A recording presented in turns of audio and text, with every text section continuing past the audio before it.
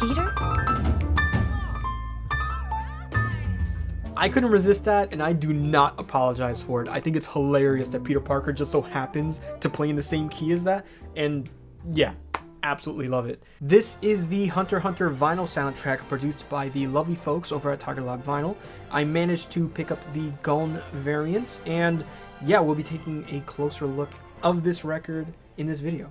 Welcome to Music and Anime, my name is Ab, and first, as always, the song of the day, which comes to us from Lamb Chop, who says, "Making of Cyborg" by Kenji Kawai. This is, of course, the music that plays in the intro of Ghost in the Shell, the movie, which is the first 4K anime I own. I just don't have an actual way to play the 4K disc. This comes with the Blu-ray too, so I'm totally fine, but regardless of how you watch this movie, absolutely amazing. The live action has very different music in the intro. This is by far the best anime live adaptation we've gotten so far by a long shot. There's nothing that has come close to how amazing this looks. Some of these scenes were just beautifully recreated, including the intro, which just looks amazing. The music though is completely different, like not even close to Making of Cyborg, and you know, it's fine. I do like how at the end of it though, the very end, we get a little bit of homage to you know, the original intro, the Making of Cyborg.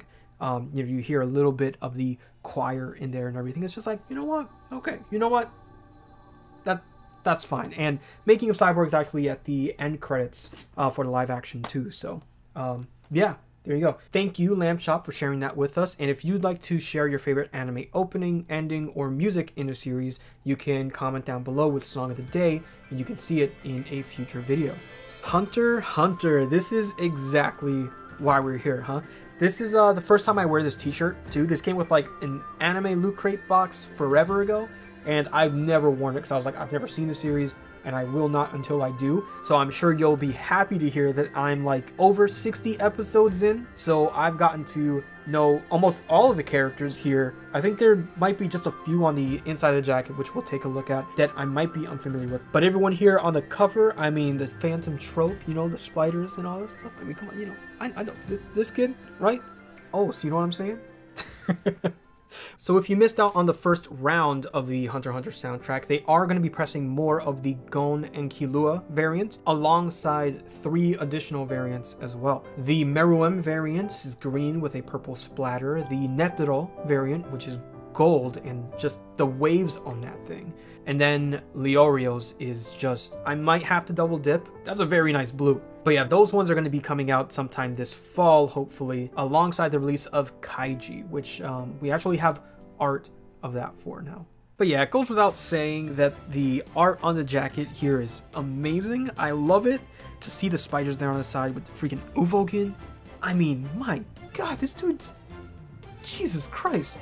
My favorite character in the Phantom trope, though, and we're getting into waifu territory here, is, you know, Machi. And I absolutely love Machi's design. Her design and her powers to not only heal, but like just, it's so cool. She's awesome. On the back here, we have all of the, you know, tracks there on 3 discs, right? Because this is a 3 LP set.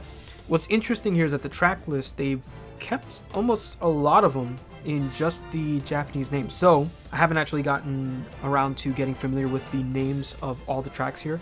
But yeah, we got Leorio, Killua, and half of Gon's face there. I mean, you can see when we open that up, there's the other half of the X there. And you know what? Let me just open this all the way for you. We can take a look at the back here. This opens up to make a complete image there. You have the full X in Hunter x Hunter there. So how do you say it? I know it's officially Hunter x Hunter, but I mean, do you say Hunter x Hunter? I'm very indifferent to it, but I say Hunter x Hunter because that's just what the creator says it is. Yeah, there's a couple of characters here on the far left here that I can't say I'm too familiar with. I might not have seen some of these characters yet. From what I could tell, I don't know if this guy is the appraiser guy. I'm not entirely sure. Yeah, they did one hell of a job with this. And on the inside here, let me just go ahead and flip this around. This opens up to fully say Hunter x Hunter there, dead center, and just surrounded by all of these characters. I love that Kurapika is there with his chains, and you've got all the spiders throughout. Gon kind of peeking in the background there in between the T and E, and of course Machi there. I love Machi. She's...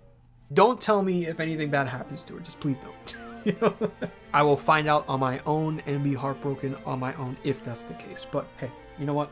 Going on to the discs here, I've added the inner sleeves in there. TigerLabs have mentioned that they're going to make an effort to send out the records with pre-lined inner sleeves, so that's definitely a plus. And Tokyo Godfathers actually came in that way, so yeah. Now again, I have the Gon variant, so you can see it is this beautiful clear with green splatter. Now when I bought the record, I didn't know about Gon or anything, but green was just my favorite color, and this does not disappoint. But knowing Gon now, I love this even more. Just how enthusiastic he is as a character, and stubborn too, but he's stubborn for the good of others and whatnot. And yeah, it's just a good all-around character. He's very, very good. All three discs are the same color variant, so I'll just lay them all out there for you so you can see them.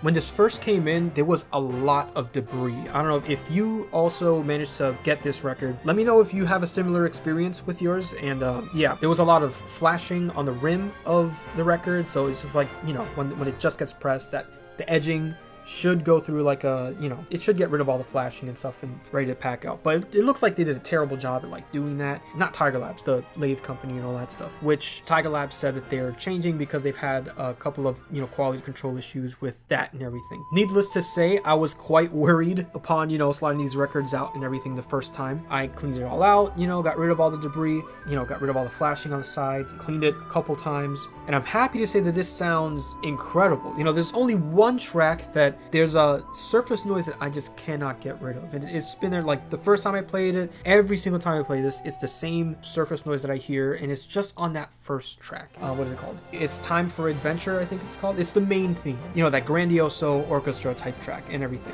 You're hearing it now, if anything. But yeah, that's the only one I have a little bit of surface noise on, and the rest of it is just immaculate. Had to turn the AC on, so I'm sorry if you hear that in the background, but I love that the opening is on the last track of side B. That was a very nice surprise. I was doing something while, you know, I was listening to this, and the second that plays, just like oh my god, that excitement of just like, it's the freaking opening. I wasn't expecting that at all. The first track on side C is the ending, which is also really cool. Those are by Fear and Loathing in Las Vegas. This is the same group who made the opening for Brynhildr. If you are familiar with Lin Okamoto's works, if you know a thing or two about melting bodies in the Elfen Lied manga, that carried over into this anime, which, yeah. But they did the opening for this one, which is just an instrumental track. It's just an instrumental opening, which I don't know too many openings are like that.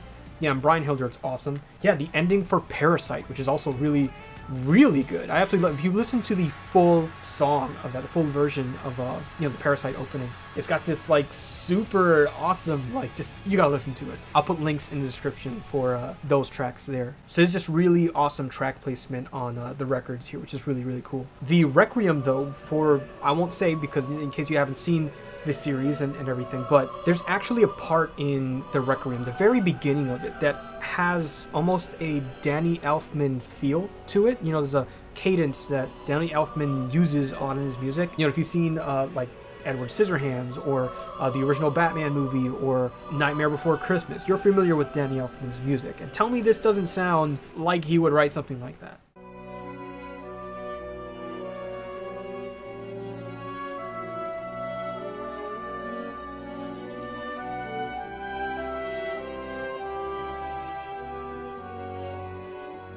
They actually played Mozart's Requiem Lacrimosa in the series. I was like, wait, hold up. Mozart up in here? Just, wow. I'm forgetting the track name for the Requiem in the series, or in this soundtrack, but if I'm doing a random scale here, there's the Hunter x Hunter Requiem, then there's Requiem Lacrimosa, and then the Dark Souls 3 main theme. I mean, just, come on. That's my very tiny Gregorian chant tier list there, so there you go. Dr. Warm-Hearted Miser is just a super chilled out version of the already chill Leorio theme, which is, you know, the All I Need Is Money. I just want to jump in and jam on that. There's the musician side of me that just goes wild over that one.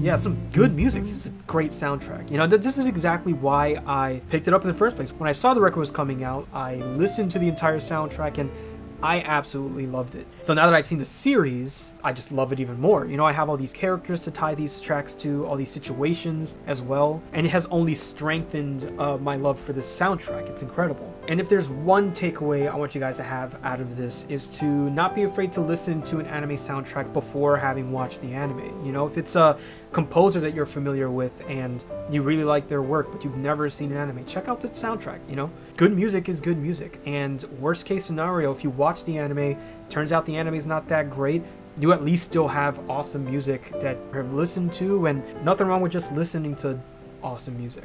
But that's it for this video. Have you listened to an anime's soundtrack before having watched the series? Am I just weird? Do you have the Hunter x Hunter soundtrack? If so, in what format or which variant? And are you looking forward to the repress and variants coming out? Don't forget to share a song of the day. I'm always interested to know what music you're listening to or what anime you're watching. Keep on listening to the music that make these animes so great. I will see you in the next video. Thank you.